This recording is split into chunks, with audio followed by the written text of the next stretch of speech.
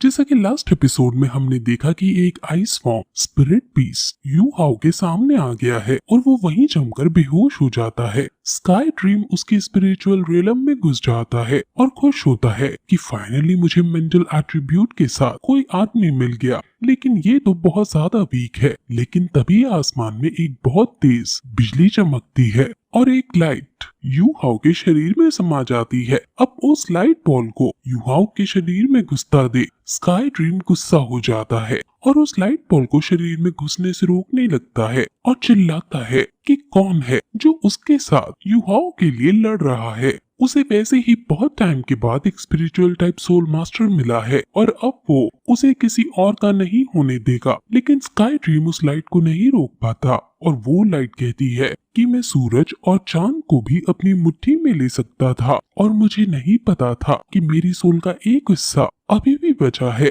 और अभी मुझे इस लड़के से ही काम चलाना होगा। और ऐसा करके वो यू हाउ के शरीर में घुस जाती है और उसकी कॉन्शियसनेस में जाकर एक जगह ले लेती है और शांति से वहीं पड़ी रहती है। अब स्काई ड्रीम जब उसे रोकने में असफल रहता है तो वो कहता है कि ठीक है, हम साथ मिलकर भी यू हाउ के साथ रह सकते हैं। अब सबसे पहले वो वहाँ पर कुछ सील्स लगाता है। अब यू हाउ बेहोश होकर अपने कॉन्शियसनेस के अंदर चला जाता है जहाँ उसे स्काई ड्रीम और लाइट ऑफ दिखता है, जिसे देखकर पहले वो सोचता है कि वो मर चुका है। लेकिन तभी स्काई ड्रीम कहता है कि तुम मरे नहीं हो, बल्कि तुम अपनी कॉन्शियसनेस के अंदर हो और अब ये मेरा घर होने वाला है। मैं तुम्हारी स्पिरिचुअल रियलम में ही रहूंगा।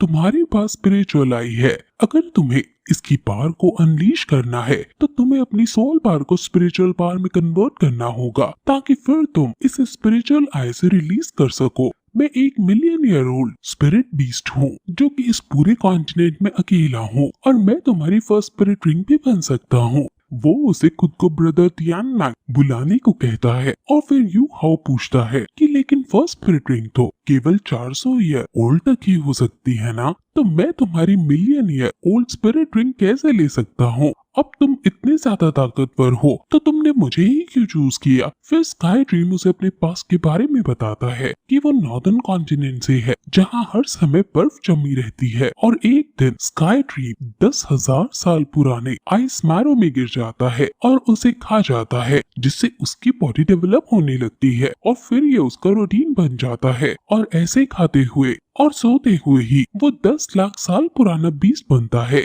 इसलिए उसके पास फाइटिंग एबिलिटीज भी नहीं होती, जिसके कारण बाकी बीस्ट उसका फायदा उठाते हैं और धीरे धीरे उसकी पावर्स को एब्जॉर्ब करते हैं। तुम्हारे पास क्योंकि तुम्हारी ये फर्स्ट स्पिरिट रिंग है तो तुम्हारे लिए मैं सिर्फ 400 साल पुराने स्पिरिट रिंग की तरह ही काम करूंगा। लेकिन जैसे जैसे तुम अपनी लेवल्स बढ़ाते जाओगे वैसे फर्स्ट स्पिरिट रिंग का लाइफ स्पैन तुम्हारा बढ़ता रहेगा। अब ये सुनकर यू हाउ कहता है कि तुम और मैं एक जैसे हैं, हम दोनों ही अकेले बहुत कमजोर हैं, लेकिन अब हम दोनों मिलकर ताकतवर बनेंगे और फिर से किसी को हमें तंग नहीं करने देंगे। उसके बाद स्काई ड्रीम उसे बताता है कि अब मैं 10 लाख साल पुराना बीस्ट हूँ और एक विजडम सोल रिंग हूँ, तो मैं तुम्हें एक स्किल की जगह 4 स्किल दे सकता हूँ। जिसे सुनकर यू हाउ काफी खुश होता है और स्काई ड्रीम फिर उसे ग्रे लाइट बॉल के बारे में भी बताता है जो स्काई ड्रीम के साथ ही उसके शरीर में घुस चुकी होती है। वो बताता है कि ये ग्रे बॉल कोई सोल है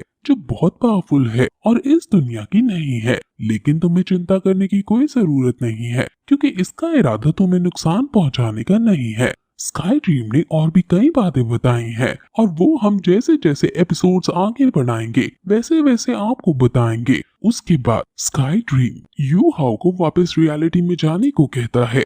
अब जब यू हाउ रियलिटी में अपनी आंखें खोलता है तो वो देखता है कि वो तांग या की गोदी में है और वो उसके लिए चिंतित हो रही है। वहाँ बीबी है और वो उसकी नसों को देख रहा है और जब वो होश में आता है तो ये दोनों ही खुश हो जाते हैं। अब उसको पता चलता है कि ये दोनों उसकी चिंता में हैं और इन्होंने इसको डेंजर से बचाया है क्योंकि यहाँ कई सारे सोल बीस्ट हैं। वो इन दोनों की सोल रिंग देखता है और तांग्या के पास 2 सोल रिंग है जो 100 साल पुरानी है।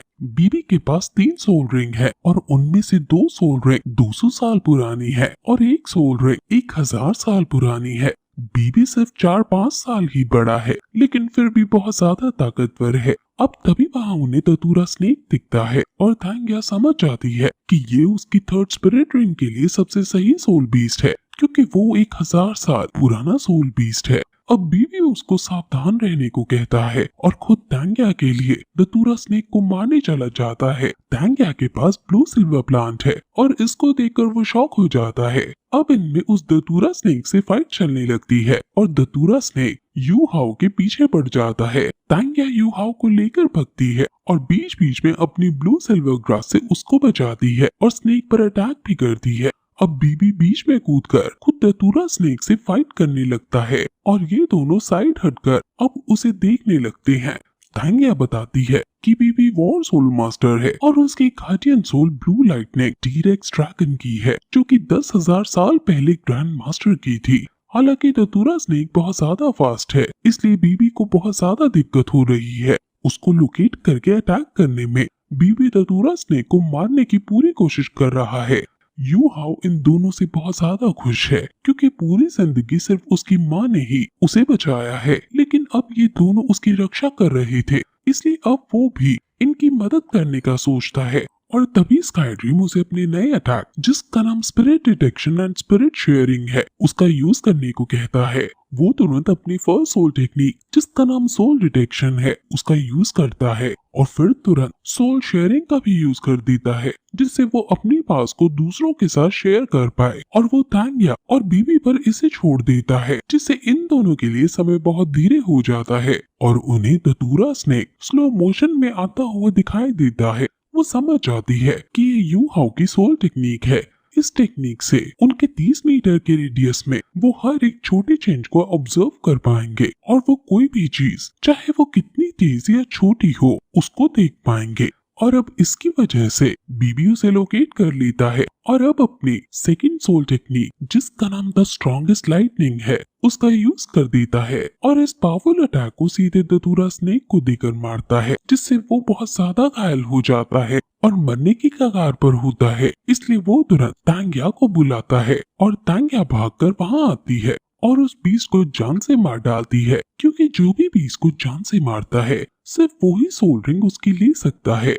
अब फाइनली वो बहुत खुश होती है और उसकी सोल रिंग एब्सॉर्ब करने लगती है। कमजोर हुआ यू हाओ भी वहाँ आता है और बीबी उसको धन्यवाद बोलता है, क्योंकि उसने उसकी सोल टेक्निक का यूज करके उनकी हेल्प की, क्योंकि उनके लिए 1000 साल पुराना धतूरा बीस्ट को मारना बहुत ज्यादा मुश्किल होने वाला था। अब थांग्या भी लेवल 30 पर पहुंच गई थी, इसलिए उसे स्पिरिट रिंग चाहिए थी और वो इसलिए स्टारडो फॉरेस्ट आए थे, जिस पर यू हाओ कहता है कि आप धन्यवाद मत कहो, क्योंकि पहले ही आपने मेरी जान बचाई थी, मैंने तो बस फेवर लौटाया है। वो फिर थांग्या की मार्शल सोल के बारे में पूछता है, जिस पर वो बताती है कि इसकी martial soul blue silver grass है। और ये सुनकर वो शॉक है, क्योंकि उसने सुन रखा है कि बहुत समय पहले सी गॉड तांगशान, जिन्होंने तांगसेक भी बनाया था, उनकी ये मार्शल सोल थी। यू हाओ पूछता है कि तुम सी गॉड तांगशान को जानते हो, जिस पर वो कहता है कि कौन ही होगा जो उनको नहीं जानता होगा। उनकी कहानियां मेरी मम्मी मुझे सुनाया करती थी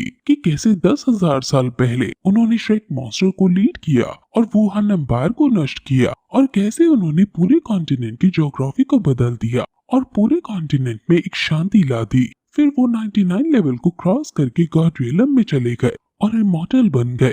वो तांगशांग के बारे में और भी बातें करते हैं और उनका रिलेशन तांगशांग से क्या है वो हमें अगले पार्ट में पता चलेगा, जो हम कल डालेंगे। सो अब हम आपसे कल मिलते हैं, तब तक के लिए बाय।